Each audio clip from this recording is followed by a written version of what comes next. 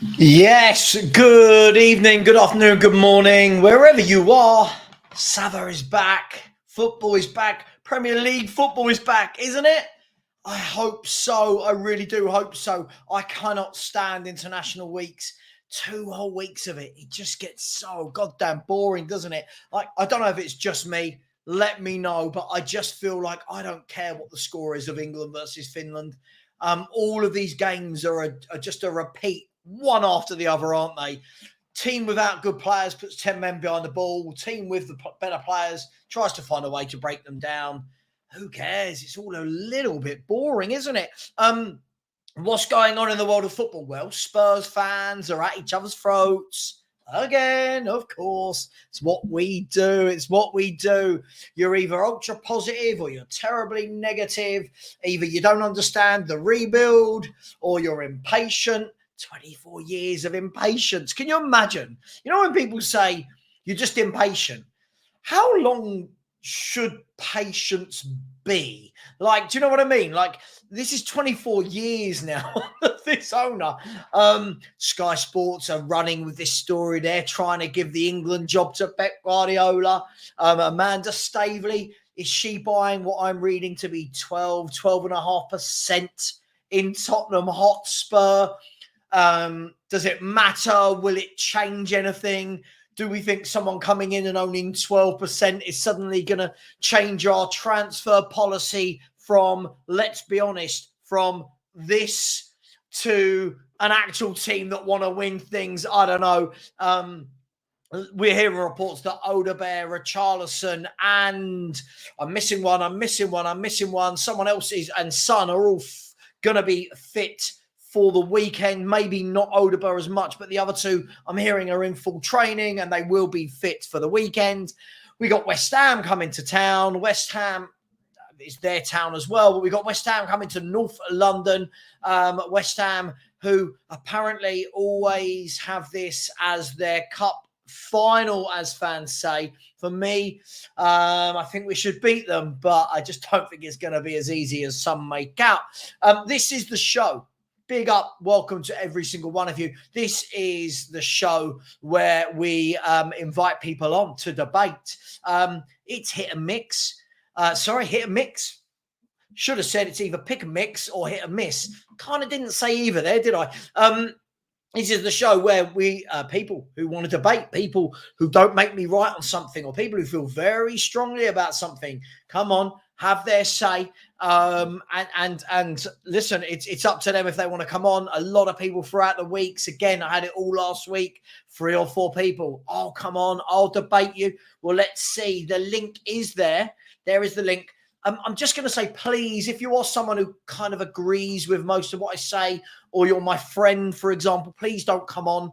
It's awkward for me because I then have to reject you coming on when what we're looking for is we're looking for some proper football debate. So I am going to pin that in the chat, and big up to each and every one of you. I am going to pin that link. We'll see what happens. Sometimes we get a few people.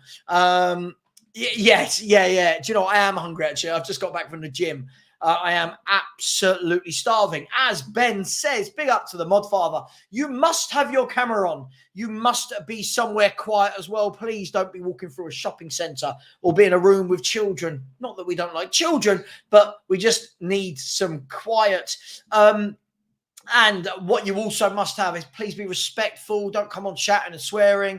But you must have your name. You must have your camera on. If you don't, you will not be allowed onto the show. So if you are, somebody's just coming to the back of the screen now.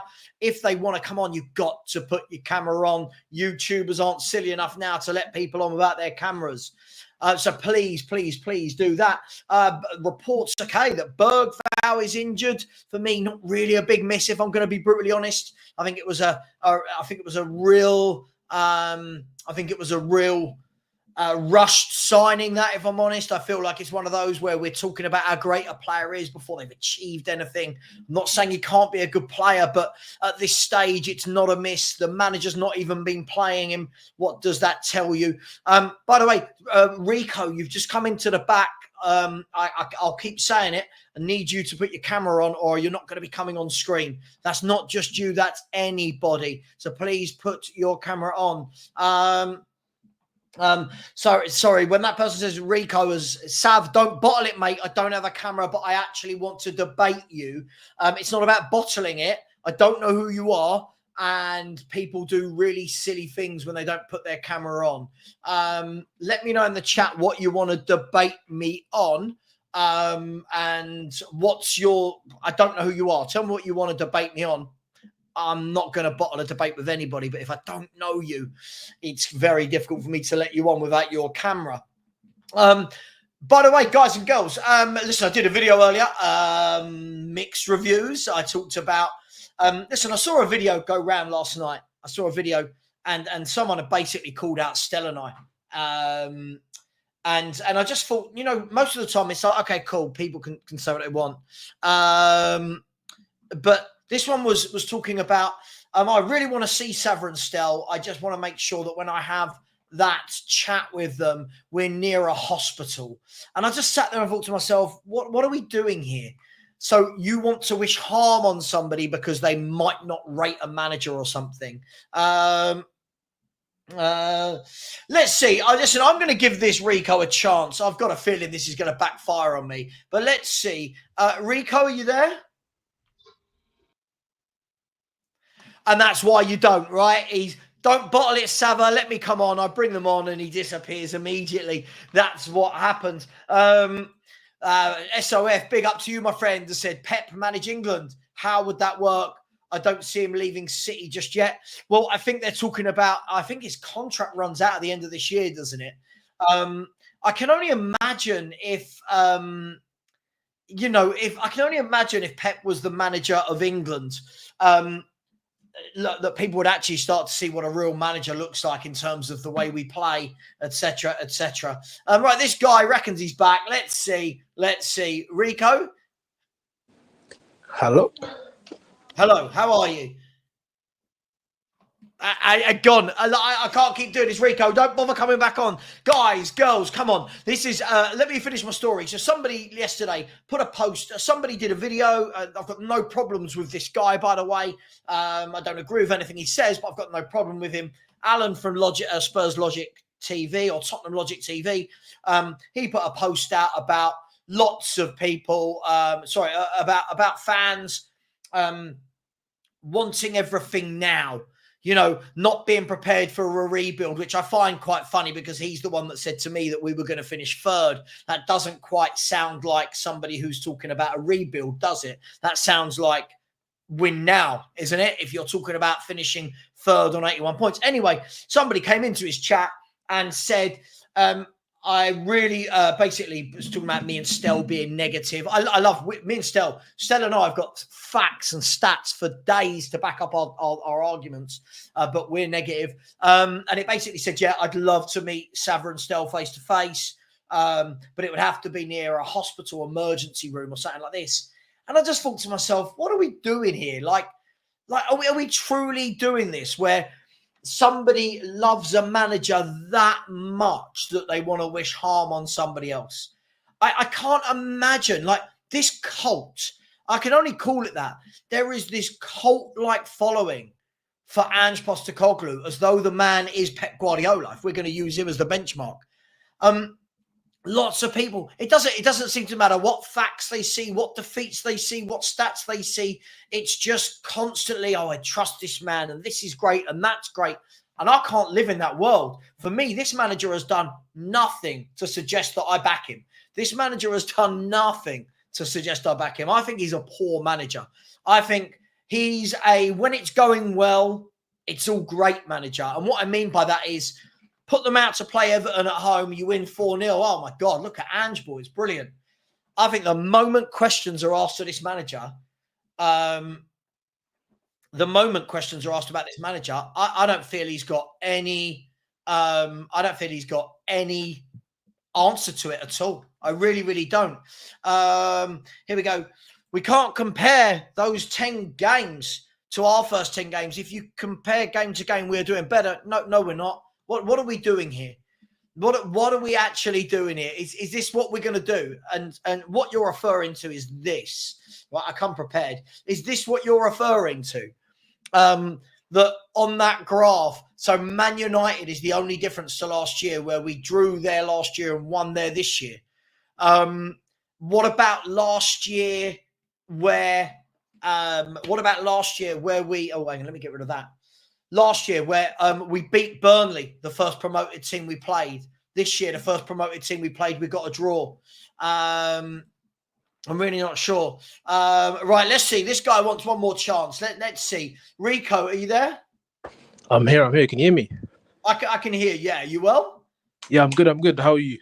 I'm very well, thank you. I'm very well. I'll make an exception. Normally, I do like the camera on. I appreciate that. No, I've watched you since Football Banter Show with Devo. Ah, Jesus, that's a long time ago, Devo. I'm a big fan. Big up to you. Big up. And Thank yeah, you. Devo, one of my favourites. I went to college with Devo 20 yes, years I know ago. that. I know that, yeah. So yeah. Right, so you want to talk about Daniel Levy. about Levy? Is that right?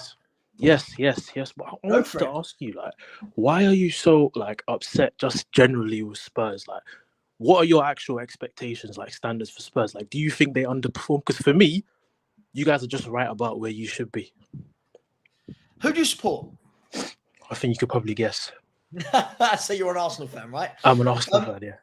Right, okay. So first and foremost, I think it's an interesting choice of words you use. Why am I upset about Spurs? Who said I'm upset about Spurs? No, I mean, you feel like you guys are underperforming. Like, you're not happy with the overall club. You hate Levy. Yeah, I mean, look, I'm listen. The upset from me as a Spurs fan disappeared many years ago. But listen, I think the problem is we've had the owners for 24 years, right? We've had Daniel Levy for 24 years. And in that time, we've not seen any settled structure, any settled process. We're no further down the line, really, to when he joined. Now, we can talk about a few league positions. We can talk about stadium. But this is our worst trophy drought, I believe, for 100 years, if not 90 years. This is our worst trophy drought. And we show no signs year in, year out of actually wanting to win trophies. Listen, I'm sure you saw this. You can see my screen right now, right? I can see it. Right. I mean, does that strike you as an ownership, as a club that want to go and win things? Okay, yeah. Would you be happy if Arsenal had signed that for your transfer window? No, but this is my whole point. Like, I think Arsenal, City, Man United, I think they're just, and this is not even disrespect because I'm Arsenal. I'm being genuine. Yeah. I think we're just a different level to Spurs. It's the same reason Aston Villa can't turn around and say their owners are awful. Like, Aston Villa, you're not a club that demands to be up there. Do you remember when West Brom sacked Steve Clarke because they finished 8th and they said, oh, but he doesn't play good enough football, so he's got to go. He finished 8th and you're West Brom. Like, Spurs, Daniel Levy's got you to a Champions League final. He's got you to consistent top 4. Me in my life, before watching Spurs, I never thought you'd get to a Champions League final. That's crazy. So, okay, we've only been to one. So what you're describing there is we had a good cup run. That's what you're describing. We had a good cup run in the Champions League, right? Yeah. Never to be repeated. We've never had a good run in the Europa League. We've had no other good runs in the Champions League. We've not got to an FA Cup final for 33 years. So what we're talking about here is because we had a go. Sorry, that was to the dog. Because we've had hang on. Sorry. In 24 years, right? Yes, you guys are well above us. So are Liverpool, so are City. But that's the point. After 24 years, you shouldn't be. After 24 years, we should have a slick process in place that means that we're run better than the way we are. We should have a slick operation in place where young players are coming through and establishing themselves. We should have a slick transfer policy in place. 24 years and a Champions League final is what we're going to crow about. But you have you not been a consistent European team, like Champions League team, for the best part of 10, 15 years now? I mean, we've got to the Champions League a number of times, yeah. Yeah, the clubs like Liverpool have missed out with Roy Hodgson used to miss out on top four a bunch of times. United have missed out on it a bunch of times in the last 10 years. Look how big they are. Arsenal, we were in it for 7 years. Like Spurs were in it consistently. I saw you challenge for the league a couple of times with Pochettino. Champions League final. Okay, fine, you haven't won the trophies, but I'm saying I don't think this is just me being honest. I don't think Spurs are a club that can turn to Levy and say you've ran the club like wrong. Levy can easily turn around to you lot and say, what were you before me? And what will you be before me? You're not going to be the club you want to be. In terms of like going and winning stuff. Sorry? The thing is, Rico, if we want to go down that route, mate, listen, all the facts and data's up here.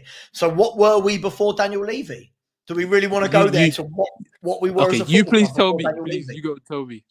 Right. How many titles did you have before Levy? 2, right? Yeah, but Rico, that suggests that I've mentioned winning a league title. I've not mentioned winning a league title once. How many? I'm talking about. You what? How many did you guys challenge for? You were a team that was challenging, right? But we're not a team that challenge now. Let's not get. No, Rico. Let's not get this complicated, right? Let's not get this muddled up. This whole we challenged for a title. We finished 11 points off the top, right? Now, that's nothing to be sniffed at. It was a good season, but it's not like a title race like you saw last year with Arsenal and City. Ever. That's a title race. Was that not the best Spurs team you've ever seen? Be honest. Be honest now. Come on. Was that the best Spurs team I've ever seen? Let's be honest. Come on. With Moussa Dembele, Danny Rose, Kyle Walker, Kane up front. That was the best. That was the most scared I've ever been of Spurs in my life. It was the best team I've ever seen in terms of 1 to 11. Didn't they go unbeaten at White Hart Lane? Hang on. Let me finish. Hang on. You've asked me a question. Sorry. It was the best team I've seen as a 1 to 11 individually, but not the best team because I've seen Spurs win European trophies, FA Cups and League Cups. So I've seen us win things. So I can't put a team on a pedestal that didn't win anything. I can't. That's just that defeats the object of winning, right? Fair enough. So that's not the best team I've seen. I've seen Lineker. I've seen Gaza. I've seen Hoddle, Waddle, Gary Mabbott. Do you know what I mean? I've seen people like Vinny Samways, Naeem, Paul Walsh. Like I've seen players, like top players. Ginola. Yeah, listen, that goes without saying. That's my favourite, right? Yeah. But now, yeah, we've had some good runs in the league, but it was Stell on Tottenham away. He's got this this table that he put together, and it actually shows what we were the 25 years before Levy and the 25 years after. I'd love to see that. And the league table, let me see if I can get him to send it to me. Well, let me see if I can get him to send it to me. Because I'm sure it's not looking good. What do you mean? Sorry. I'm sure it won't look good for you. What won't look good for me? That graph. In what way? Do you think I'd be asking him for it if it put me in a bad light? Okay, I really want to see it then. Because I'm sure before Levy, you guys were just a decent cup team. Listen, didn't you win the FA Cup in '91, beating Arsenal? Sure. And what are we now? Yeah, you okay, but I think now. What are we, no, come on. Hang on. You got me there. You got me there. Right, it's still no, but I'm going off Levy's whole tenure though. Right. Okay. So Levy's whole tenure, right? Yeah. Levy's whole tenure. Right. He's made a Champions League final, right? Yeah. Let's be brutally honest. We didn't get to a Champions League final because of Daniel Levy. You absolutely did. Huh? You absolutely did. So you think we got to the Champions League final because of Daniel Levy? Because of Daniel Levy, because of Pochettino, and because of the team. I would say because of Pochettino, we got to the who Champions brought League Pochettino final. in? Oh, really? Are we really going to do that? Are we really going to do that? I want to know, though, when fans of other clubs come in and tell me about my club, I think it's really interesting because I keep hearing, well, look what you are since Levy. What are we? We're a team in our worst trophy drought. 24 years, 1 League Cup. You think that's acceptable? No, but I agree with you. I don't like when people come and tell me about Arsenal. I know I'm Arsenal. But have you ever heard the saying, keep your friends close, but your enemies closer? I keep Spurs very close. I know a lot about your club, mate. I know a lot about your club. Like I'm in the Spurs forums. I listen to your fans. I love and hate you lot. Actually, no, I hate you lot, but I keep you very close. So I know a lot about your club. And before Levy, I'm sorry, you lot weren't what you're trying to say you are now. You weren't. I'm not trying to say I'm anything now. But, yeah. but the thing is, Rico, your facts and data don't quite match up to what I've actually got. Okay, can I ask you one question? Genuinely, would you say Daniel Levy brought you to the top table? No, I don't think we're at the top table at all. I don't think you were for a few years. Yeah, but again, so Rico, here's the difference, right? How many clubs throughout the last 20, 30 years have had a year where they finish in the top 2 or 3, or a year where they finish well above where they shouldn't, right? That's fine. That's great. But in 24 seasons, one Champions League final doesn't undo everything that he's done. This is a chairman, right? This is a chairman that hasn't backed anyone properly. He's never backed anyone properly. This is a chairman that sold us lies and dreams about what will happen when we move into the stadium. This is a chairman that sacked a manager, one of the greatest managers that's ever lived, sacked him 5 days before a cup final. This is a manager that basically sacked Martin Jol at half time, right? This is a chairman, right? This is a chairman that has a history of selling our best players and replacing them with kids. If you think he's a great chairman, would you want him at Arsenal? Would I want him at Arsenal? That's a different question. No. Go on. You're sitting here telling me that I'm saying he's done really well. So come on. But can I just answer one thing you said? You said he's never backed a manager. I think I read the other day. You might know it better than me. Haven't Spurs spent the most? I think you spent more money than Arsenal in the last few years, and United and Real Madrid. You spent a lot of money. Spurs. So there's this thing that Spurs don't spend money. They've spent a lot of money. But here's the difference between me and you. Yeah. You just see a big fat number of how much has been spent. I know where that money's come from, what it's been spent on, and the way that we operate. So when we're going to sit here and say Spurs have spent loads of money, and we have, Daniel Levy will, instead of going to buy 2 or 3 top players, you go and buy a Declan Rice, right? You guys buy Declan Rice for 100 million, top midfielder, right? You agree? Yep. Right. Tottenham go and buy Archie Gray, Bergvall, Odegaard, Yang, Ashley Phillips, Vuskovic. This is what we do with our money.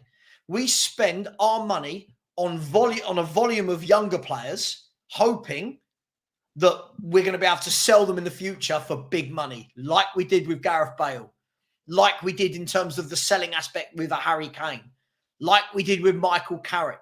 That is what this chairman does. So when we're saying we spent a lot of money, I can't fault them on that.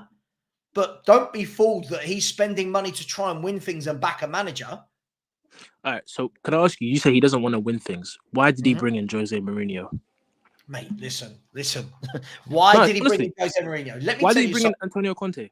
Let me tell you something about this chairman. There's a pattern that forms, right? There's a pattern that forms. So he sacked Pochettino. Now, whether that was the right or the wrong thing is a completely different debate, right? For me, I think his time had come. I think he'd been there too long at that stage. Agreed. Anyway, right? But he was a massive fan favourite. Okay? So if you get rid of a fan favourite, what's the first thing you need to do? You need to pacify that fan base by giving them something that gives them hope. And Jose Mourinho doesn't matter what people think of him personally, one of the greatest managers of our lifetime. Do you agree with that? 100%. Right. So he brings in Jose Mourinho. And now this is where the moment where you're thinking, right, has Levy changed? Has Levy brought in Jose Mourinho to win things? Or has he brought him in here to make sure that he looks like he's doing the right thing? He brings in Jose Mourinho and gives him Joe Hart. Yeah. He gives him Gedson, Matt Doherty, Joe Rodon, Vinicius. Right? Oh, wow. If you bring in Jose Mourinho and give him all of that, that's not backing him. He did the same with Antonio Conte. Right? You're bringing in Conte. You're giving him Longley at centre half, a manager that we all know plays wing backs. We all know this man plays wing backs. So he brings him in and gives him Clement Longley on loan. Yeah? Richarlison, Jed Spence. I disagree right? there. Richarlison was a top player at the time. No. Richarlison wasn't a top player at any He was time. linked to Chelsea and Arsenal at the time. That's brilliant. His numbers, his facts, the stats don't show he's a top goal scorer, top striker in any way, shape, or form. So at that time, he was highly rated. Many players are highly rated. It doesn't mean anything. His best ever goal scoring season was 13 goals, right? 13.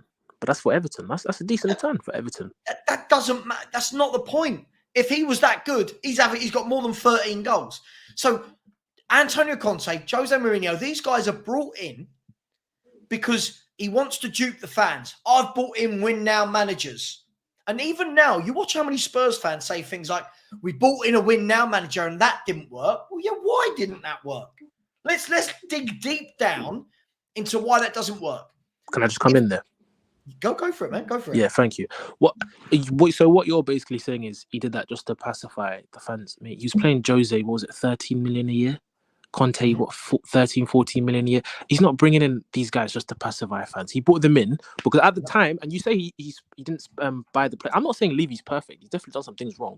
I 100% agree. But I'm saying that team at that time was ready to win. If you remember at the end of Pochettino... No, it was. You remember at the time, Pochettino, Rico, dude, if you're going to jump onto a Spurs channel, you cannot tell me that when Pochettino went, that team was ready to win. So when you got to a Champions League final, was it not this team now is ready to challenge? Oh my gosh, this is the problem. It was. Rico, this is the problem when people try and tell you about your team. This is the problem. Right, let me give you a lesson in what happened with Tottenham Hotspur that season. In that season, Tottenham's Champions League form masked what was a very poor year. It was a very, very poor year from January right the way through to the October, November when Pochettino was sacked. Okay? Yep. Now, when he brought in, at that time, Toby Alderweireld and Jan were getting older. Yeah? They weren't ready to win anymore. They were getting older.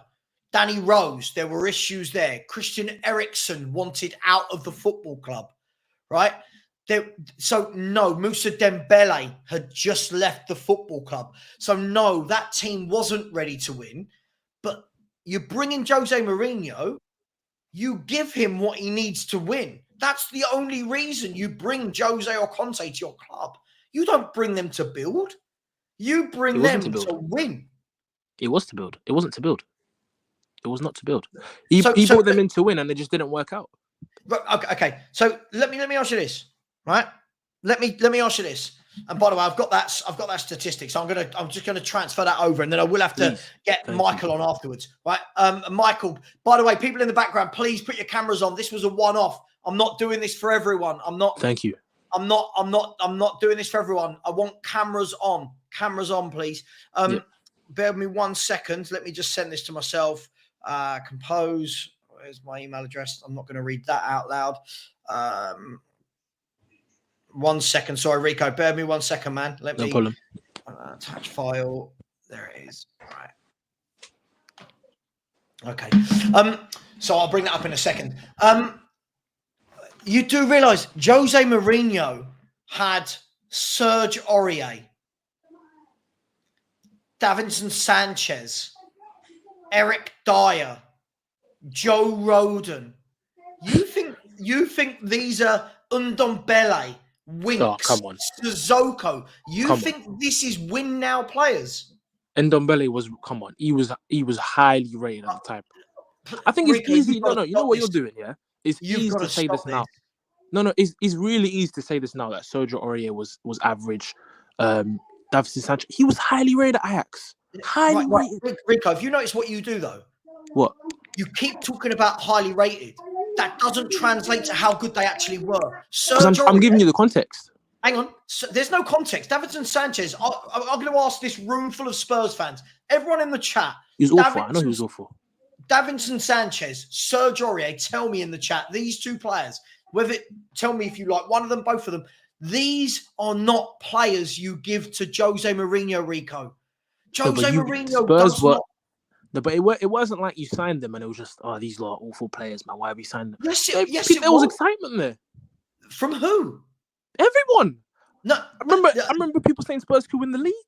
You're creating this narrative that doesn't exist. It's true. This narrative doesn't exist. It's no. I think you're forgetting. Davinson Sanchez. Why was he signed for that much money then?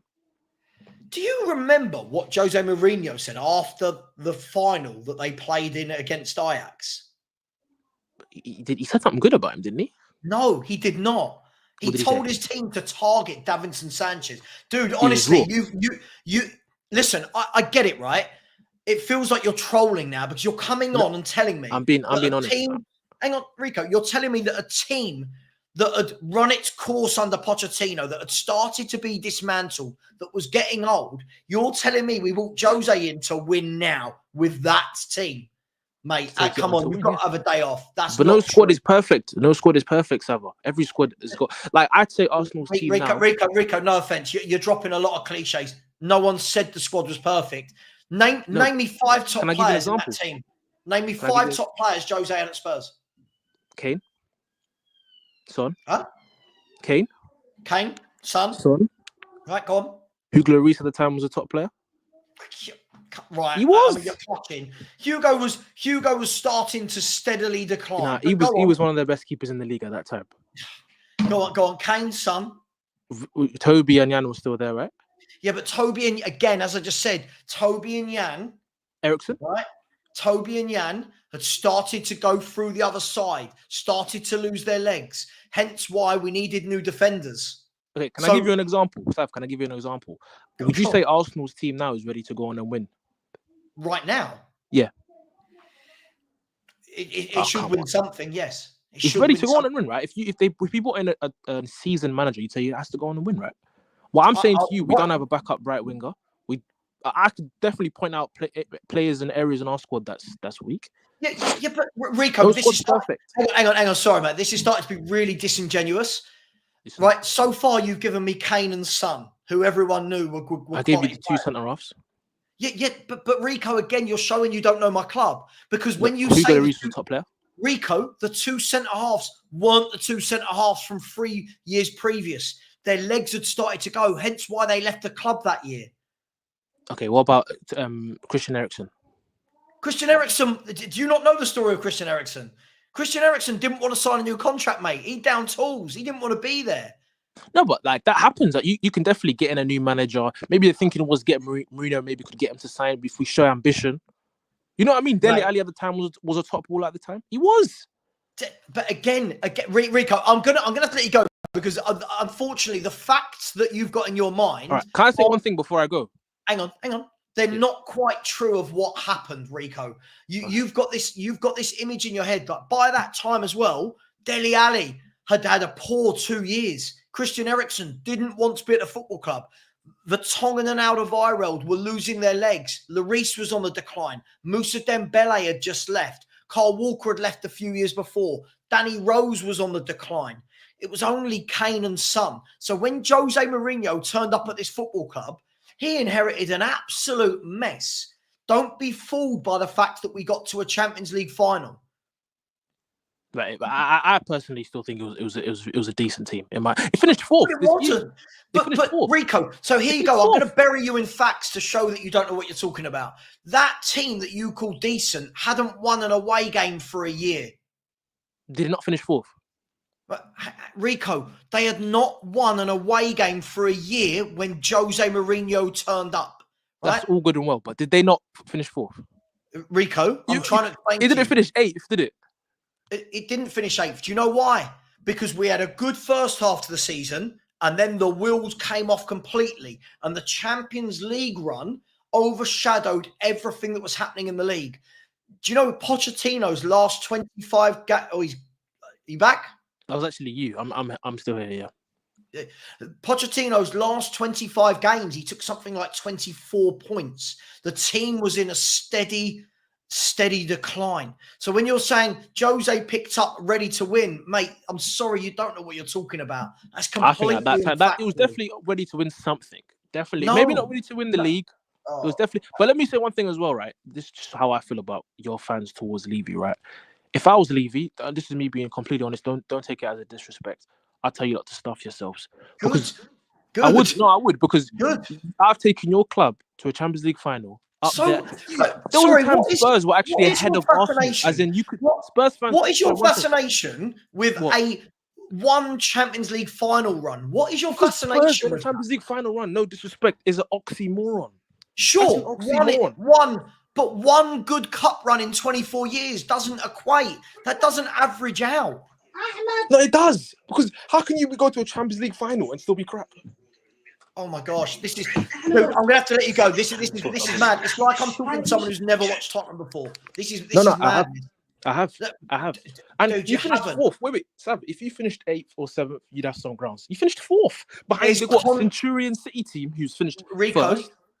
Rico, go back and look at that season. Look at the context from January right the way through to that October when Poch was sacked.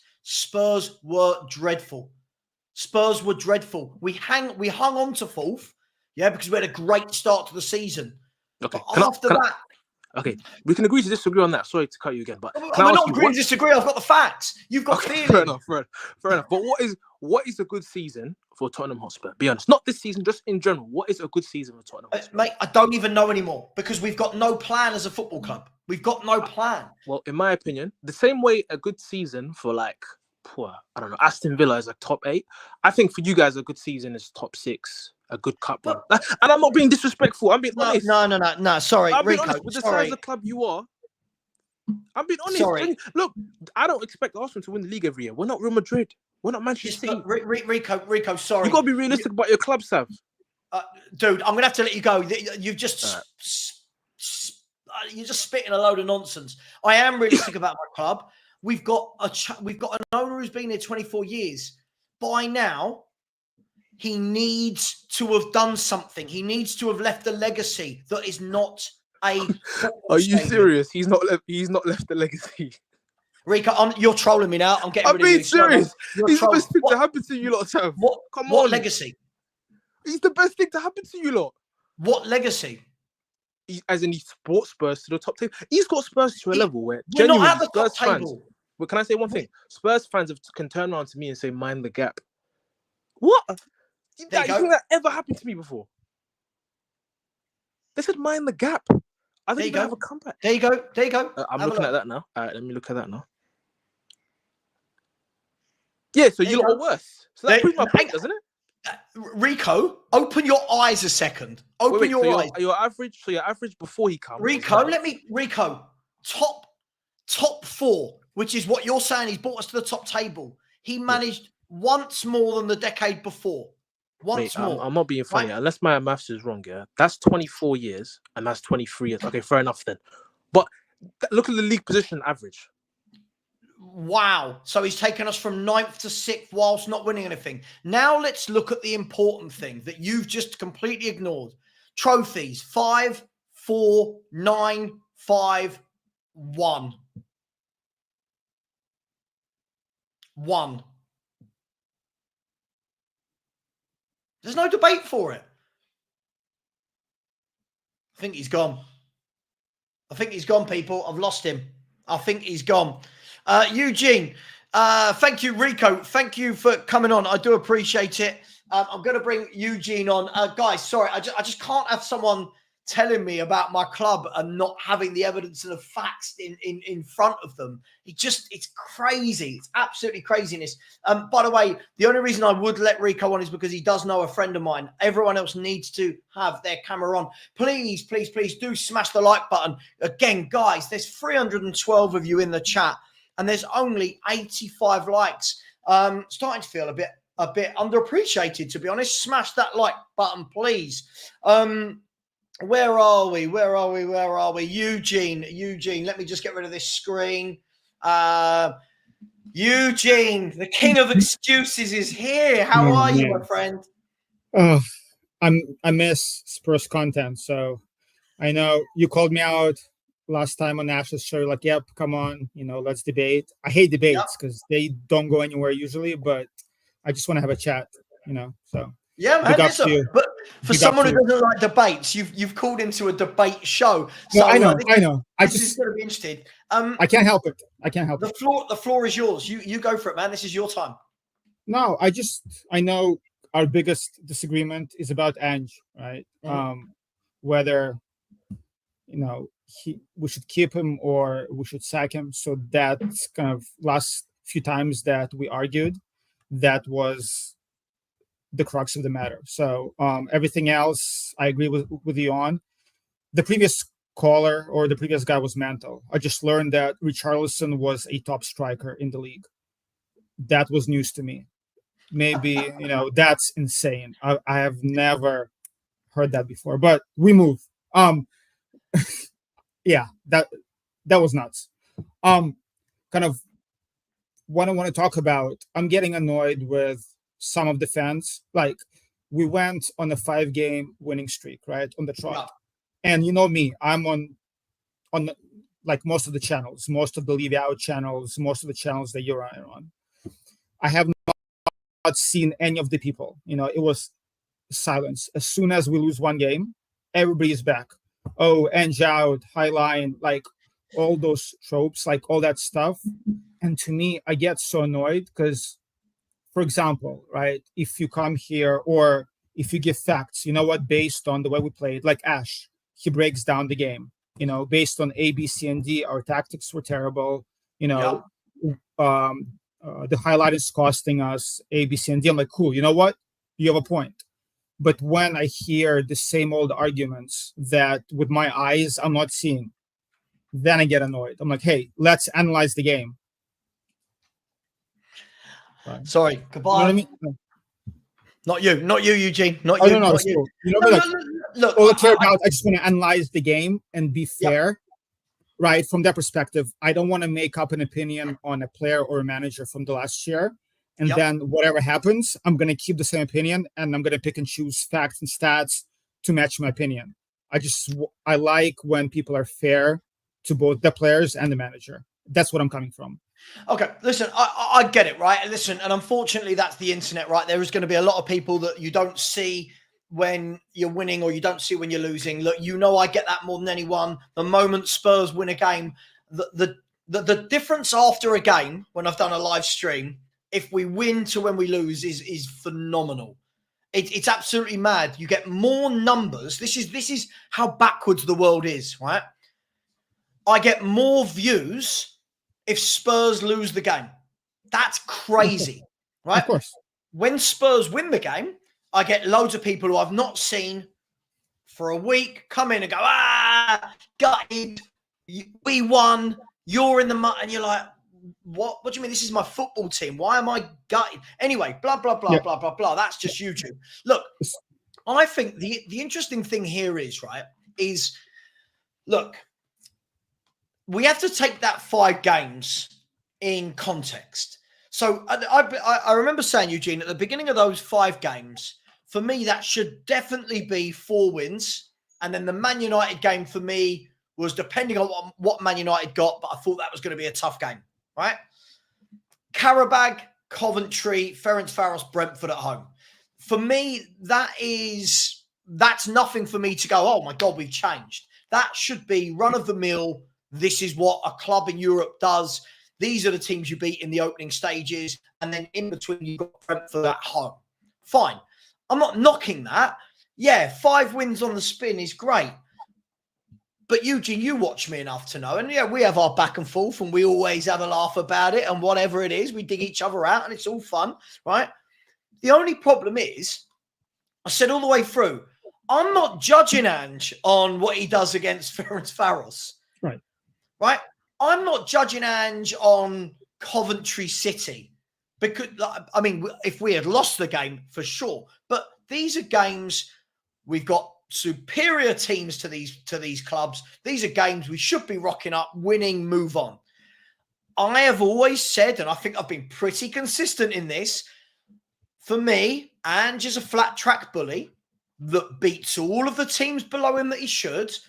I will not change my opinion on this manager until I see a shift the other way.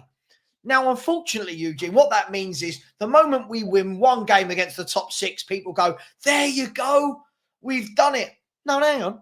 I'm talking about this should be something we do regularly. I'm not saying every time we play a top 6 team that we're going to win, but we shouldn't be losing every time we play a top 6 team either. So for me, that's where I'm at with it.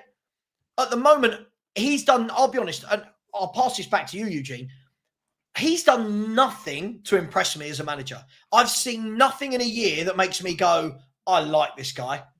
I've seen nothing from him. You are a bit more lenient with him. You seem to like him. What have you seen that makes you want him in more than me? So first, for context, personally, I don't care about league games as much, right? We're not going to win the league. If we don't, I don't care. All I want him to take Europa seriously. I want us to go all in for Europa and the cups, right? Losing to Brighton, of course, I want to win every single game. But for me, the league position is irrelevant. I want to go for the cups. So that's for context. I mean, again, that's how I feel. But Eugene, I keep hearing this a lot, right? And listen, I want to win a trophy as much as the next guy or girl, right? I want to win a trophy as much as the next Spurs fan. But do you not think it's a little bit disingenuous to just turn around and go, well, I don't care about the league. I don't care about leagues. We have to win the cup games. Because on that basis, the manager's never going to do any wrong, because let's be fair, most of the teams we play in this group stages, he's going to win because they're not great. So isn't it a bit disingenuous to just suddenly go, oh, well, I don't really care about the league? Because that's where Spurs make their money. That's what players who join the football club will be looking at. Where did we challenge? I'm not saying for the title, but were we up there with the top 5 or 6 teams? Were we challenging? And just to let you know, somebody who we just talked about before, Daniel Levy, he really will bloody care where we are in the league. Oh, of course. No, I agree with you. And that's why, from my perspective, I don't care about the top 4, right? Either you win or the rest doesn't matter. But again, of course, I want us to win every single league. To your question, to your original question, it's not even that I love Ange per se. Sure. I back every manager. I backed Poch, I backed Jose, I backed Conte, right? I want to see a manager finish at least 2 years so we can see what they're trying to build come to fruition. What happens, as you just said, right? They get sacked after a year and a half. All the players, they down tools, and the manager gets sacked. And I hate what I see from Levy, and then I hate also what I see from the players, right? Who, as you saw in the Brighton game, right? The players, we just have a soft underbelly. We have no leaders. The players are mentally weak. So it's not even that I'm like, oh my God, Ange is a tactical genius. He's amazing. No, I want to see a manager that we have be backed for 2 years at least, and then we can act accordingly, right? What we've been doing for the past decade is not sustainable. Now, again, back to your question. With Ange, I wanted to see improvement from last year to this year. Obviously, point-wise. And have you seen it? Well, defensively, yes. For example, defensively, you've seen it. So remember, our biggest issue was set pieces. Right now, we've conceded 1 set piece goal. So obviously, the set piece defense has improved. Right? Maybe you can say, later we're going to have an issue again, but up until now, it improved. If we look at the stats, the goals allowed, chances allowed, all that, to me personally, has improved. We're like 4th in goals allowed. We were 2nd until the last game. We're like 4th in big chances allowed, shots allowed. All those metrics, I see improvement. And again, like when people say high line, this and that, honestly, and again, I could be blind or not seeing things, but the goals that we concede are not, at least to me, are not due to us being exposed. So what are they down to? For example, the Brighton game, right? The second goal, the first goal, Udogie just gives up the ball for a goal. The third goal, we had 7 people in the box against 2, and we give up a goal. Romero himself cost us 5 goals this season. Okay. All those goals are individual mistakes that personally I don't believe are tactics based. So from what I saw last year, where we were getting exposed on counters, this year, yes, we're conceding some goals, but less. But I don't see that this high line myth. I think it's a myth at this point. Well, first of all, it's not a myth. Well, not a myth. I'm not saying it's a myth. Sorry, I'm saying it's not as big of an issue as people make it out to be. Look, let's look at it like this. First and foremost, when people sit there and say to me, I've seen improvements, and you've just listed what you felt were improvements. The problem with feeling that there are improvements is that's not factual. And the fact is that we've had the worst start to a season for 17 years. If you've had the worst start to a season for 17 years, how can we, without being disingenuous, how can we really sit there and say that things have improved and we're ironing out these defensive issues? Because we're not difficult to beat. I'm going to offer you a different alternative to what you just said. I think it's this. You're going to get away with the way we play against the bottom half teams, and we have. We do. Right? You're going to get away with the way we play against Karabag, against Ferencvaros, against Brentford, against Coventry. You're going to get away with it. You know why? Because the opposition who get in behind us time and time and time again, they can't finish because they've not got the quality of players that a Brighton have, that an Arsenal have, that a City have, that a Liverpool have, that a Chelsea have, right? That Newcastle had. This is the difference. These stats that go, oh, but if you actually look, we've conceded less by this, less by that. Sure, but look at the number of times Ferencvaros got in behind us. Look at the number of times Coventry got in behind us. Look at the number of times Leicester City got in behind us. Brighton had the quality. So Brighton were the first team for a long time that we've played. You think we lost those 2 games, Newcastle, they had the quality. They only needed it twice. They only needed it twice in the game. They had the quality, right? The first goal where we were, again, defensively atrocious. The second goal where we were defensively atrocious because of the high line, right? We lost that game. We lose to Arsenal via a set piece. So far, I've given you 2 games there where the high line's undone us and a set piece has undone us. We then have some nice games where you think we should be winning. The moment we play a decent team in Brighton, we're undone again. And the problem is this. It's the worst start to a season for 17 years.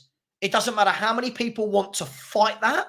It doesn't matter how many people want to call me across the X, across Instagram, across YouTube, all the people that want to say, oh, Savva's negative. I didn't make up that fact. That fact is true. The reason why Sky, BBC, all of these broadcasters are reporting it is because it's true. Ange is raved about. He's going to do this. He does this in his second season.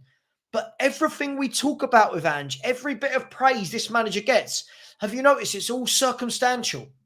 It's all, if you went to court, it would all be evidence that can't be admitted. You know, like when you watch a trial and they go, well, that's circumstantial. I can't convict him on that. My evidence is not circumstantial. My evidence is factual. So if you and I went into a court and debated Ange, you're going, yeah, but this game with this guy, sure. But look how many games we've lost. Look at the goals we've conceded. This is the worst start to a season. It's tangible. Yeah, it's tangible what I'm talking about.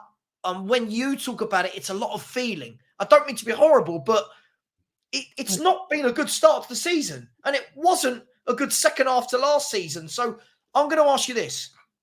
By the way, keep smashing the like button, people. The link is in the chat. If anyone wants to come on after Eugene, and big up Eugene for coming on. If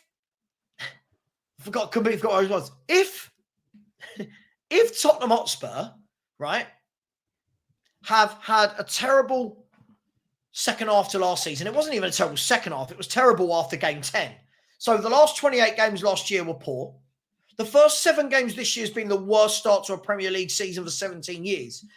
why is Ange getting so much love? Why is it that people like me apparently don't understand him, rather than actually looking at the evidence and saying he's not doing a good job? I mean, there are always extremes, right? There are some people, like a couple of folks, in the chat, that are Ange out regardless, and then some people who will love Ange. It's a cult of personality. They would love Ange regardless of what he does. Right? Sure. I just going back to what you said about the 7-game, the worst start in 17 years. To me, that's an arbitrary stat. Like, to me, because why 7 games? Why not 6? Why not 8? I just know that when I did this. I did this after 4 games as well. No, I get it.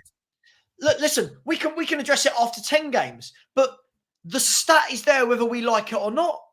Right, like, but I'm saying you can say it's arbitrary, but it's there. It's true. No, it's there, but no, I mean, of course it's there. But to me, again, I'm talking for myself. I'm not saying that's how it is for myself. To me, it doesn't mean anything for when we won 10 games or when we went unbeaten last year for 10 games, right? You know where we ended up. Under Conte, we had our best start in a million years, and we finished 8th.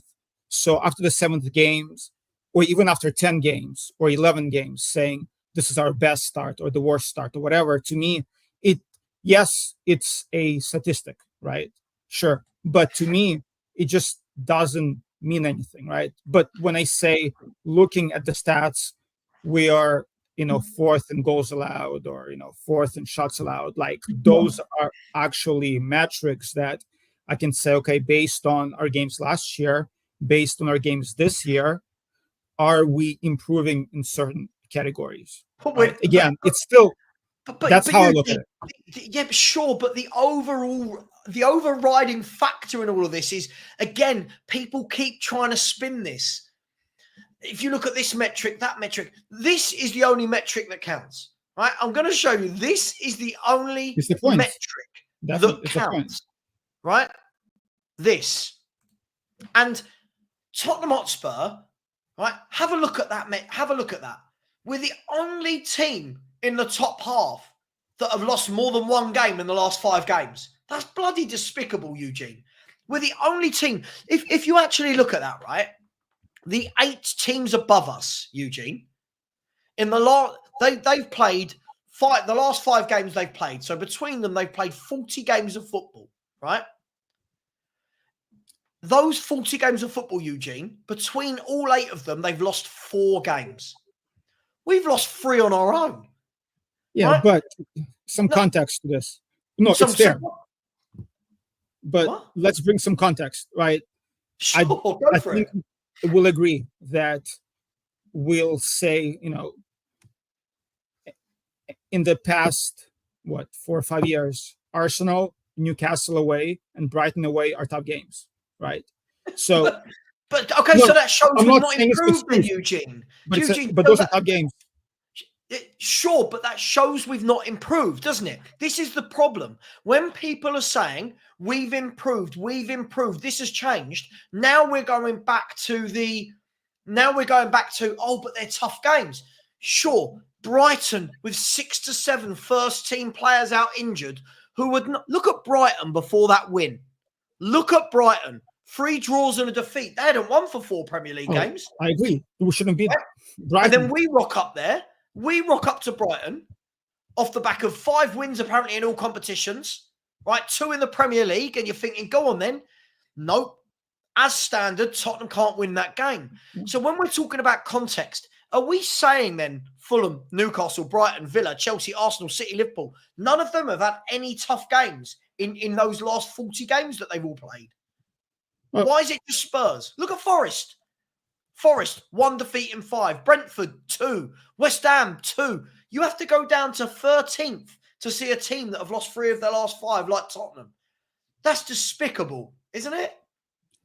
I know, I agree. But the schedule does matter. When last year we played all the easy games in the first 10 except Arsenal, people were saying we're going to win the league, right? I mean, it matters who you play. And again, I agree with you. What matters is who have we played that's that good? Who have we played that's that good? Just Arsenal. Newcastle, right. we Just should have Arsenal. won. So we're playing a Newcastle team that are on the back of haven't won a game in 3. But we're saying when we played them, they're a top team, right? This was a Newcastle team that weren't playing well, but they beat us. This is a Brighton team that weren't playing well. Chelsea pulled their pants down the week before, exposed them. They've got 6 to 7 first-team injuries, but they beat us. So when you look at this, this is what I don't like. Even when it's written in black and white in front of us, we still got fans like you, Eugene, that go, oh, but let's add context. The context there. We're the only team in the top half of the table that's lost more than 1 game in the last 5, right? If you look down the side, right, you can see it shows you who's won how many games there, right? If you actually look at, if you look at that table, sorry, bear with me 1 second. If you look at that table, I think we're the only team that's lost more than 1 game across the 7. I mean, check Liverpool and see who they played. They played, I believe, all the bottom of the league, right? Sure, but so your defense is to pick the team that are currently top of the table. So no, it's not a defense, by the way. Liverpool I'm not saying Man United. It's not a defense. I'm not defending us. We should have won those games, right? I'm not defending them. Sure, but the problem is we're going to look at a team that's sitting top of the table and try and justify, well, they've had an easy start. But who have we played other than Arsenal? Really? Newcastle always a tough game. We should have won, but we always get battered there for some reason. Under Conte, under any manager. Right? Sure, but this isn't Brighton a vintage, free-flowing Newcastle team, is it? No, right? For sure. I agree. So this wasn't a high-performing Brighton team. They were below us. I agree. Can I ask you a question? I just don't get it, right? Like, listen, this weekend I think we will win. Look at our next 2 games, right? If we look at this table, look at our next 2 games. We've got West Ham United, right? Look, they've won 1 of their last 5, and then we've got Palace who are yet to win a game. We will win. I think we will win at least 1 of those and draw the other one. I think we'll get 4 points. And then people will start going, oh, there you go. There you go. The problem is we're not beating any of those teams that are above us. We're not beating any of the teams that are above us. So please tell me, how have we improved? And improved from what? Like, we were dreadful. The first 10 games last year I'll ask you this. If he hadn't had that first 10 games last year, would he be our manager now? It's tough to say. Probably not. So he's living off a new manager bounce, is what we're saying. I mean, I would give him time personally, but the way Levy operates, he wouldn't probably get the job. That's not what I asked. Yeah. Listen, he's not going anywhere. I don't expect him to be going anywhere. I'm asking the question.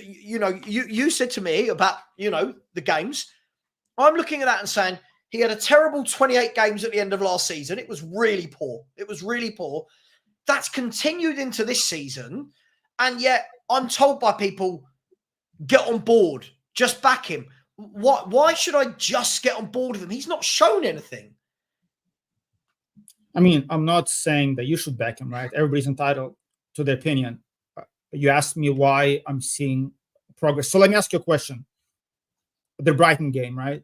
In my mind, a coach or manager, he can only put a team in position to win. Again, if you look just at that game in isolation, do you blame that loss on Ange? Or do you blame that loss on the players? I blame it on both.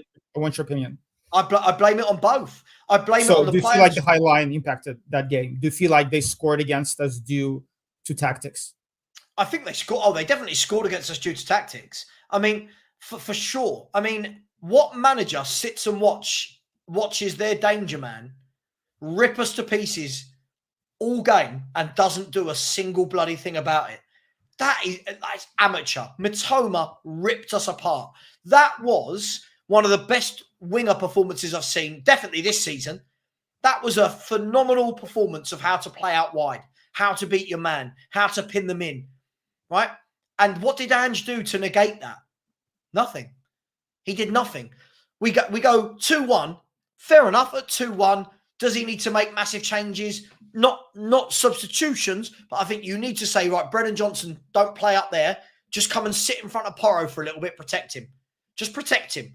Yeah? Let's nullify Matoma for 10 minutes. Doesn't do anything. Then we go 2-2, and you're thinking, right, you've got to do something now.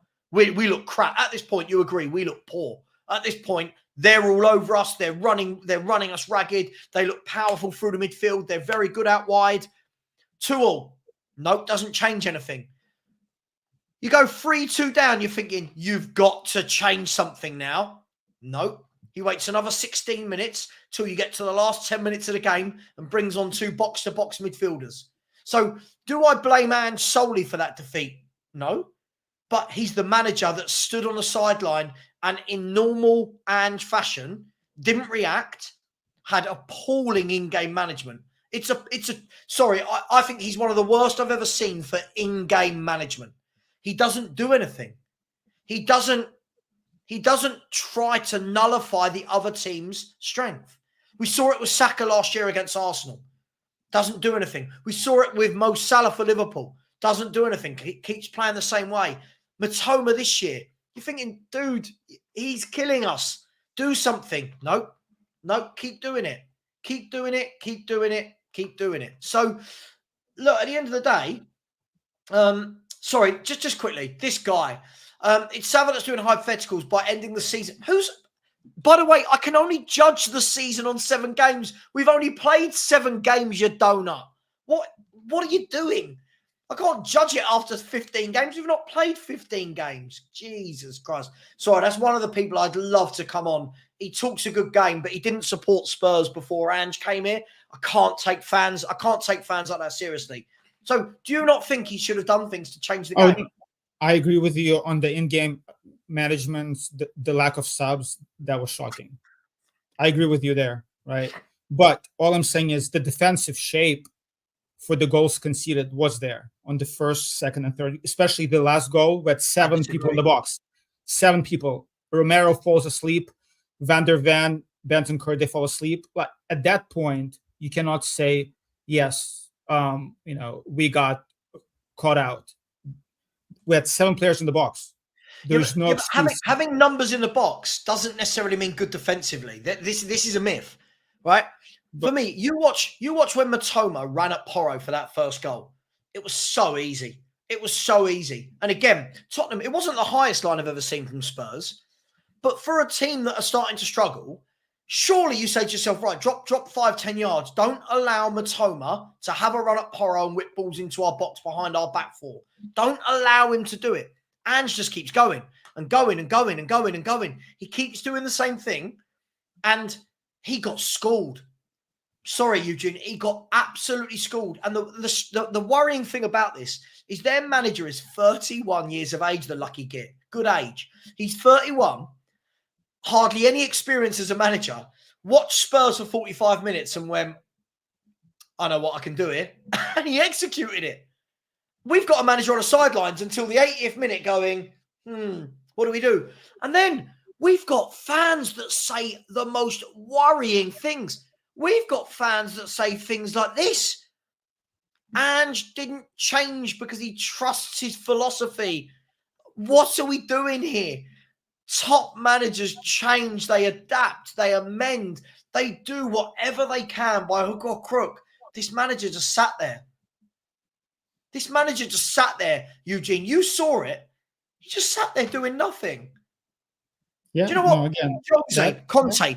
Am I the biggest fan of their style of play? Nah, of course not. Yeah? But you know what? Do you remember games when we were like 2-0 down under Jose Mourinho? Jose at 30 minutes goes, nah, not having any more of this. You and you off. You and you on. You go from a 2 to a 3. Let's get a third man in mid. These are managers that see what's happening. This guy just stands there. And when it's working like it did at Man U, he gets all the praise. When he gets schooled at Brighton, apparently it's not his fault. And that don't fly for me. But I don't know. I guess we'll just disagree. Being schooled, again, I agree with you on the lack of substitutions. That was shocking. But again, all he can do is have his defenders in position to defend. If Udogie gives the ball away, Romero falls asleep. Van der Ven forgets how to tackle. Eugene, Bentancur this down is the tools. excuse. Every time we concede, this is our excuse. So as a coach, but that's an excuse, though. That's a of course fact, it's an right? excuse. But So why are we constantly making defensive errors? I'll ask you a question. How good is our back four? How much do you rate all four of our back four? I rate Van der Ven. Romero this year has been shocking. Not shocking. Okay, that's an hyperbolic. He has not been good. He cost us 2 games at least. Udogie has been shocking. I don't know. This year, Van der Ven has been good, and Porro offensively, but we all know how bad Porro is coming back. So sure. But Eugene, again, Romero himself cost us 2 games. Sure, but whose job is it? Whose job is it to iron these mistakes out of his defenders? Whose job is it that if Romero's not playing well, to rotate him? Whose job is it if Udogie, who was, I mean, let's be absolutely clear on this. Matoma was excellent, but Minte on the other wing was very good as well. And he taught Udogie a new one. And Ange does nothing. He didn't go, right, let's get someone on to protect Udogie and Porro. Or, I'll tell you what, both my fullbacks are having a shocker. Right, Jed Spence, you get on. See if you can get to grips with Matoma. He doesn't do anything. And, yeah, I can't blame Ange for every single individual mistake. But he's asking for it to happen. You're literally saying to Brighton, we know your danger. Right? We know your danger is going to be getting the ball out wide. And you know what? Keep doing it, guys. We don't care. We've got no interest in trying to stop you. So that is on Ange's tactics. You're inviting dangerous footballers to do what they do best. And they did. And they tore us apart. And that's on Ange. The players, the mistakes, we know he's not going to rotate any of them. We know he's not going to say, Udogie, you had a mare, sit on the bench next week. Ange don't do that. This guy plays Udogie would have pulled at halftime and brought Spence in, for sure. That's what I would have done. Sure. Right? But Romero, obviously, he's not going to pull Romero as a captain. But again, Romero has been shocking. He cost us 2 games. And again, I agree with what you're saying, but if we go by facts, the actual goals that went in, like, that should not have happened. If players just don't down Eugenie invites it on. Listen, top clubs don't invite that pressure on. Top clubs, like, you're 2-0 up. You're 2-0 up. First 10 minutes of the second half, surely the message as you're going out, don't do anything silly. Don't leave the fullbacks exposed. Double up on Matoma. Yeah, let's get Maddison or Kulu, one of them, drop and sit in alongside Bentancur, or take one of them off and bring on Basuma. At no point does he do anything like that. Because he's so fixated on his philosophy going forward that he's completely negated the defensive side of football. And unfortunately, when people tell me, you watch when he wins you a league, he ain't winning the league with these tactics. No, but nobody's winning a league here. Let's be honest. No, I don't know what this year. I just mean in general. Yeah, I mean in general. Yeah. Right? I agree. So how much? Give me a percentage. Give me a percentage. What was to blame on the players and what was to blame on the manager for Brighton? I would go 70-30 on the players. And the biggest reason is it's not like we're seeing it for the first time. Under Conte, under Jose, players, for some reason, the players that we don't have any leaders. We don't have a core, right? Romero, World Cup winner, Copa America winner, captain. He can't even organize his back four, his back line. Agreed. The leadership committee is a joke. It's like when we are a team of front runners, when things are going great, like Maddison is a perfect example of our team. When things are going well, he's gonna be brilliant. When things are easy, he's gonna be great. When things are tough, when we lose momentum, like in Brighton game, nobody on that pitch say, "Hey guys, let's get stuck in." Bentancur, experienced player, Romero, I love Son, but he's not that guy either. And can I throw a theory? Can I throw a theory? maybe Bentancur and Romero and these types are flat track bullies as well. These are players that our fans rave about. Like Bentancur has a really good game against Brentford, for example. In fact, oh my God, he's back to his best. You watch Bentancur against the top teams, he's non-existent. Now, again, Eugene, people will hear what they want to hear when I say that. Savva hates Bentancur. No. Bentancur's a nice, tidy footballer. But Bentancur, Romero, these people for me typify, Kulusevski's another one, these guys typify Tottenham. When everything is going well and we're playing the bottom half teams, I think these players look brilliant. Right. The moment we play the better teams, right, all of a sudden, they don't stand out. Like that first half against Brighton, I thought we played some good stuff. I thought we caught them out really, really well. And again, that's another tactical change their manager made. He played a higher line. We exposed it time and time again. Second half, didn't do it, right? And the moment he cut off that high line, we didn't know what to do. So, but going back to my point, Bentancur's a good player. He's a good player. I don't go overboard about him. Basuma, he's a good player. Right, Romero, he's a good centre-half. I don't think he's any more than that. But what our fans have done, Eugene, we've put the manager and these players onto this pedestal. And the problem with those people that have put them on the pedestal is the moment it's not going well, and by the way, it's not been going well for a very long time, the excuses start to come out for the manager, for the players. I'm going to ask you this. If these players were that great, the Basumas, the Bentancurs, the Kulus, they've been here for a long time now. If they were that great, surely by now, Eugene, we would have seen some consistency. They are so inconsistent. I agree with you. And that's why, again, I understand that I might be going too easy on Ange. I get it. The way I've been going easy before on Conte, but I'm just so sick of the players that we have.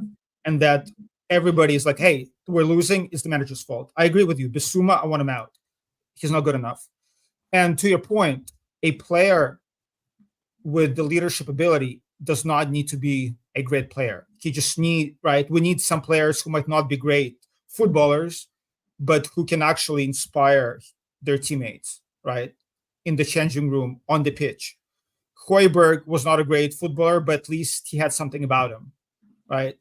And when was the last time, Savva, and you know more about Spurs history than me, when was the last time our team had leaders on the pitch?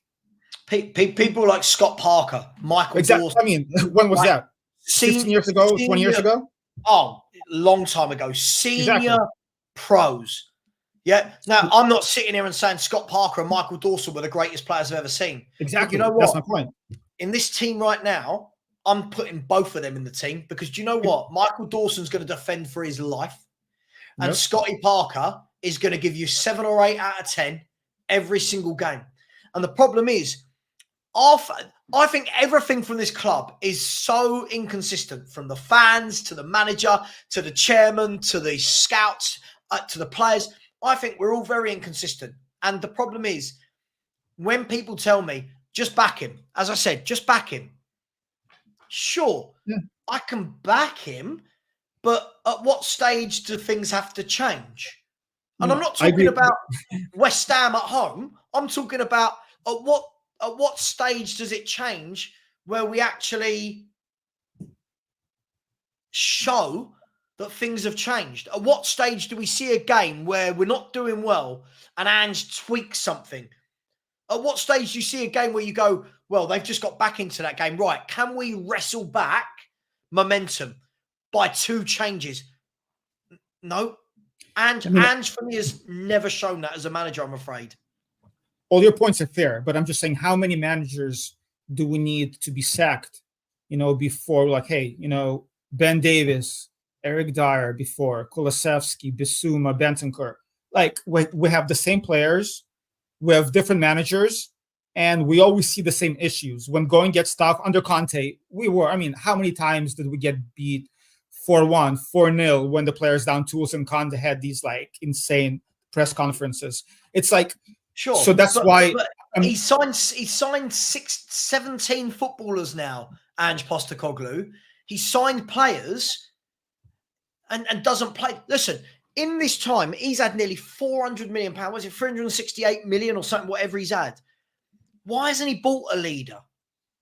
Why hasn't he bought senior pros? So honest questions. I think we all know. So let me ask you this. So I even go back to last year when we sold Davinson Sanchez and said, I want a defender now, right? We need a defender. When did we give him a defender? In the January transfer window when it was too late after we lost games due to injury. This year, he said, I want 2 attackers ASAP. We brought him 2 attackers in the window. There is no way you can tell me that Ange said, I want Eze. Oh, no. There's no way that Levy said, hey, Ange, you can either have Eze or Wilson Odobert or Johnson. And Ange's like, you know what? I'll just take Wilson. Or like, we all know how the transfers get done. We all know that we're not signing top players. So but there's a difference between signing top players and signing senior players. There's a huge difference. Right. I fail to believe that the only option given to Ange was kids. Now, as much as I don't like leaving the recruitment team, right, I fail to believe that they've turned around and said, do you know what, Ange? All right, tell you what, you can have Solanke and then loads of 19 and 18-year-olds. I just don't buy it. I just don't buy it at all. Like, we can go back to the just quickly, this guy in the chat, how I would love to have a bloody debate with Savva. I agree with everything you say, mate. I thought we were going to get a good debate then. By the way, please, I will wrap up the show in 5 minutes if no one else comes on in the background. There is the link. I've just put it in. Just quickly before we go on, Eugene, 1 second. There's the link. By the way, big up to Ethan Bates. I don't get many super chats, so I always appreciate them. Much love, Ethan. Said, how many more players does Ange need before it's his team rather than a rebuild? Davis and Werner, the only 2 players the fans collectively say are not good enough. Now, Ethan, big up to you. Thank you so much for that. This is a bloody good point, Eugene, right? Is when people sit there and go, oh, it's the same players like you just did. Oh, but, this has happened under other managers. Not everyone, loads of people. Oh, Odobert fits our system perfectly. Archie Gray's going to be generational. Bergvall this. Oh, my God. Kulu's amazing. And this player and that player. And Solanke's perfect for the system. Romero's a world-class centre-half. Van der Ven's brilliant. If all these things are true, and big up Ethan Bates, really appreciate you, and I'll bring that up again at the end. If all these things are true, surely the excuses have to stop. Surely the excuses have to stop. He's had a brand new number 1 goalkeeper. No one else had that for years. Yeah. He's brought in 2 centre-halves, hasn't he? In Van der Ven and Dragoshin. Doesn't ever play Dragoshin. Doesn't matter how bad Van der Ven or Romero have a game. This guy never gets a game. Right? He's brought in playmakers like Maddison, Kulusevski. He's brought in Brennan Johnson, who everyone's telling me is great. He's brought in Dominic Solanke. He's got Son, who people still tell me is world class.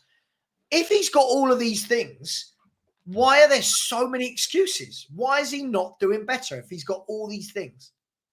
All these players, they're C or B tier players. So with those players, we'll be finishing 5th in the league or 6th in the league, just like we did, right? Like, unlike other teams. So, for example, big clubs, United, for example, right?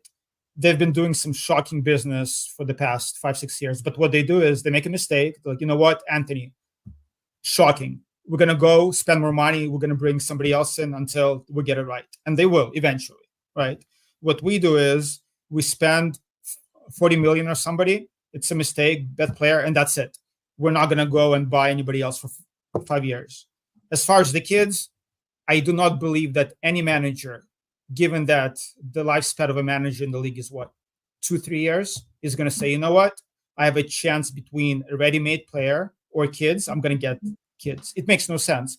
I do not see a scenario where Ange, who's not going to be here for a long time, who obviously wants to win something, he would say, you know what? Give me 5 kids. Like, to me, like, again, Okay, I could be wrong. It just doesn't make sense to me.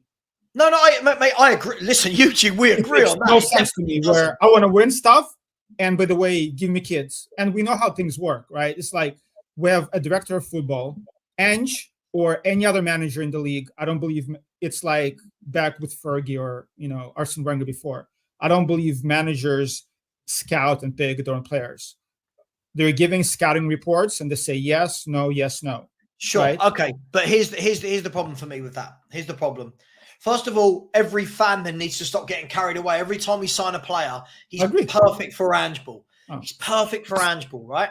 Perfect, right? Then when that player doesn't work out, oh, but it wasn't him, it was Levy. Now listen, you know me. I hate, not personally, this isn't a personal thing. I'm sure Daniel Levy's a lovely chap. I'd love to have dinner with him, and he can pay because he's got loads of money, but he's not going to pay. Right? I don't, right, I'll throw this scenario at you, Eugene. Do you believe that the club have turned around and said, right, Ange, we're going to give you £40 million to spend on a central midfielder, but it can only be Archie Gray? What? No, of course not. What incentive would the club have had of spending 40 million on an 18-year-old? I get it with Bergvall, right? Bergvall was what, 10 million euros, right? 12 million euros, something like that. You bring in Bergvall, right?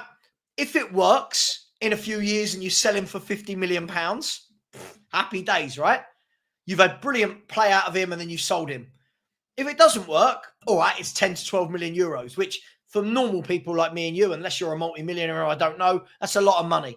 For football clubs, it's not anymore, right? But 40 million for Archie Gray, I just can't see why they would have said, yeah, you can have this 40 million 18-year-old, but you can't go and buy a leader in central midfield.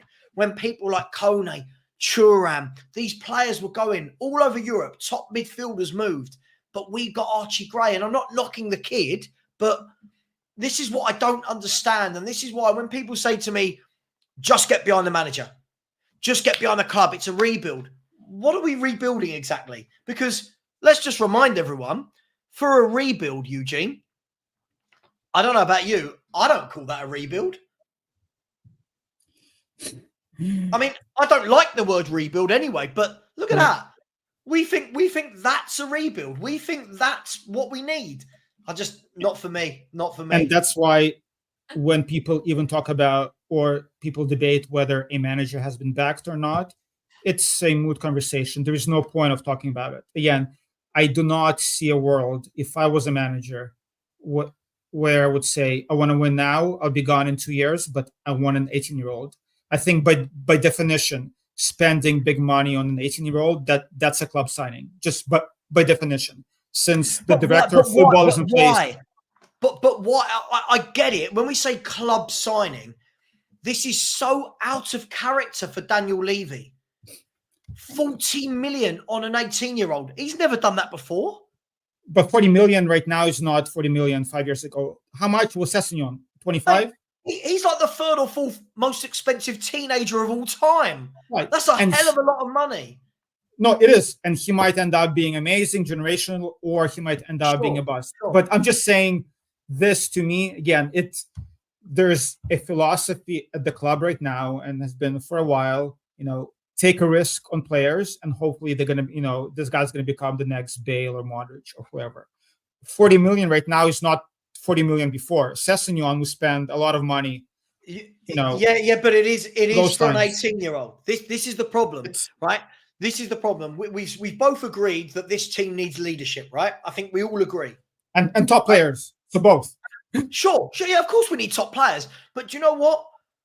Get some leaders in. Get some senior pros.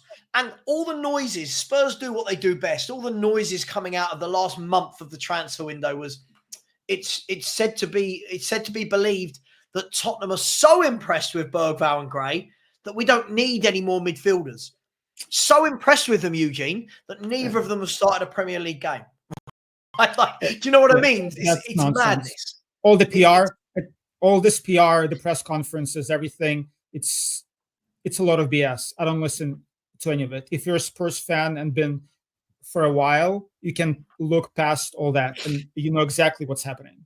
And again, I can just see when Ange said, I want this player and that player, or I want 2 players early, and he's not getting it. I want a defender early, he's not getting it. It's just whether it's Ange who plays a crazy style of football, whether it's Conte who plays low block or whatever it is, we've seen the same issue at the club. We don't have leaders. We don't have top players. We would rather spend. And again, I love Archie Gray. I think he has potential, but obviously he's not good enough for the next 2 years. We don't spend money on top players. We buy 5 average players for average money. We never buy, a Rice for 100 million, right? So can I ask you a question then? Can I ask you a question like that, though? Could it not be that Ange has never managed players at this level before, has he? I'm not knocking him, but has he ever managed players at this level before? He's never had a player as good as Son, right? Has he? Let's be honest. He's never had a playmaker as good as James Maddison. He's never had a Mickey van der Ven. Well, wherever he's been, he might have had some decent players, but let's be fair, he's had players that win you titles in Scotland. Could it be that he doesn't know what a top player is? I don't know. I find it hard to believe he's managed for like 30, 40 years that he doesn't understand or, the attributes that would make a top player. No, not the attributes. Maybe. Not the attributes. My point is this. It's not about him saying, oh, he's a top player, he's not. I think he's underestimated the Premier League and what's needed in this league to work versus the other leagues he's worked in, right? From pace of the game, mentality, tactical tactical adaptability, inept. Well, he is, but I feel like he's not got to grips with that, and I don't know. Listen, none of us know for sure, but you know what? In the first year, I would agree with you, right? The first year, if you're a new manager from a brand new league, first year, sure. So that's why I want to see what he does this year, because this year he has no excuses not to adapt. And again, you disagree, but I have seen some small adaptations, right? He might not invert Udogie as much or set piece defense. This year, I want to see him adapt to the league. But again, right, it's what we just talked about. He was waxing lyrical that Eze is an amazing player. There is no way we would get Eze. I was a fool. I was like, you know what? Eze is coming in. Ange wants him. He's a great player. He's available. I should have known better. Eze for 70 million is not coming in. Even Conor Gallagher. I don't rate him as a player. I never wanted him, but Ange did. People who know this said Ange wanted him. I'll tell you what a difference Conor Gallagher would make to our inept midfield. I have no idea, but I'm just saying, backing a manager. I don't rate him. I dislike him, but I'm saying, but if Ange wanted him, he should have come in. So all I'm saying is the quality of player that's coming in, all the kids, a manager that will be gone in 2 years, there's no way he said, I want 5 kids. Like, that's why I'm so sick of it.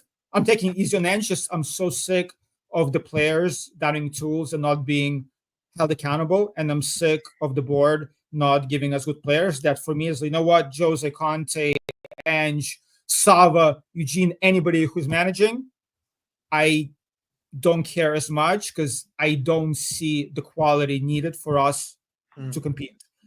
We have a quality to finish 5th or 6th every single year. This year, if we're lucky, we can definitely win a Europa League because none of the teams there scare me. I think if we play well, we can beat them. But this is the thing. When we say, I hear this a lot, none of the teams scare me. But who do we scare? We already established earlier. Yeah. We don't beat teams in the top half of the table, but yet we go on like we're the best team in the Europa League. I feel like there's going to be some harsh realities for people. Look, perhaps all I'm saying is, look, do I feel sorry for Ange with many things? Of course I do. I'm a Spurs fan. Of course I feel sorry for him. Other things, I just don't think he helps himself. I really don't. I think he's coming in. He's trying to play this style of football, which you will, as we said, you'll get away with. You'll get away with against Brentford, Coventry. What you won't do is get away with it against top teams. Can I give you a stat real quick, Savva. I'm sorry. Go ahead. Go on. No, go on.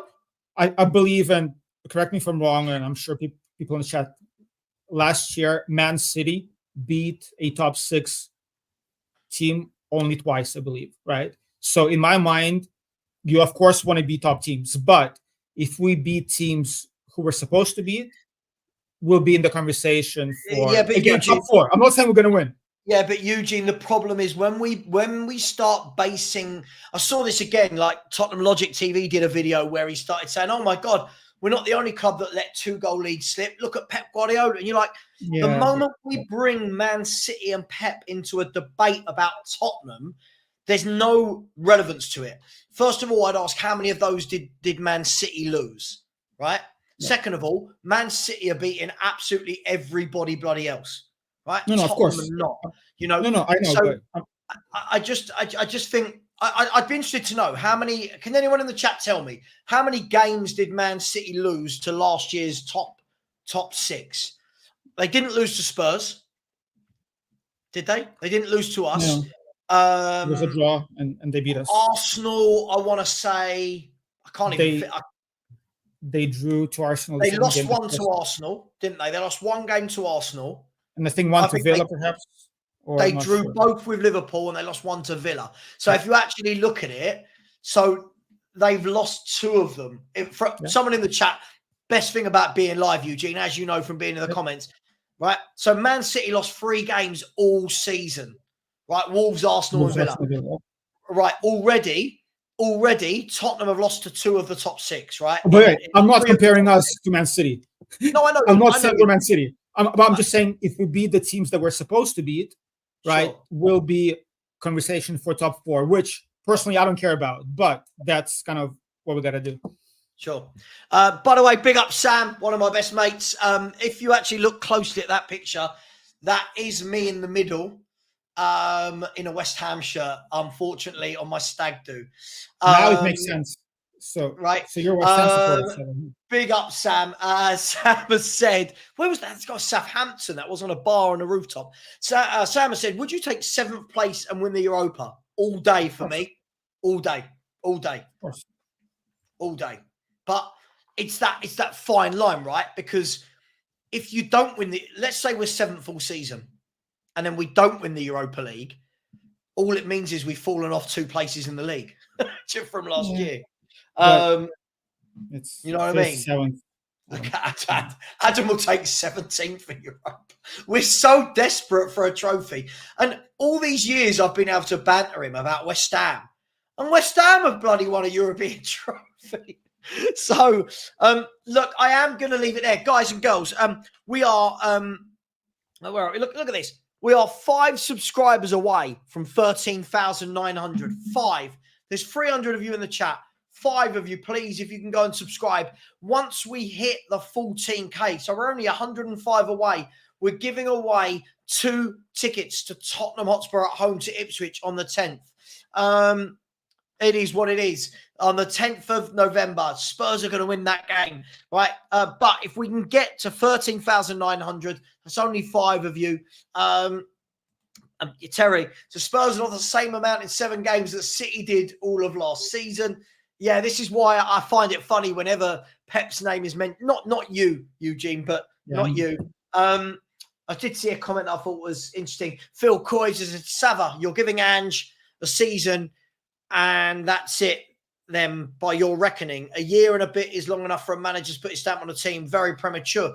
A year and a bit is way long enough to put your stamp on a team. Sorry, I'm just going to say Unai Emery. I mean, look what Unai Emery did at Aston Villa in his first year. That's how you put your stamp on a team, and he's continued it right the way through. So, a year to put your stamp on the team. Yes. He's played 50-odd games. Yes, that's a very long time. Hey, thank you for coming on. Thank you for coming on, Eugene. I really appreciate you. Thank you, Simon. Big up to everyone in the chat. Please smash the like button. Please subscribe, you tight bloody gits. At the moment, it looks like I'm not going to have to give away these 2 tickets because I just can't get there. But big up. Thank you again for the super chat from Ethan Bates. Really appreciate you, Ethan. Thank you. You've always been very good to me. Thank you to Rico who came on and Eugene who came on. We'll see you next Pick week. up I'll be some- back tomorrow. See you later, Eugene. I'll be back tomorrow. I've got I'm live in the afternoon on Flawless's channel on Sarcasm City, talking about our YouTube journeys. And in the morning, you'll have a premiered video of myself, Ben, and Kuva. God knows what we're going to talk about tomorrow, but I'm sure it'll be something fun. Take care, everyone. And as always, come on, you Spurs.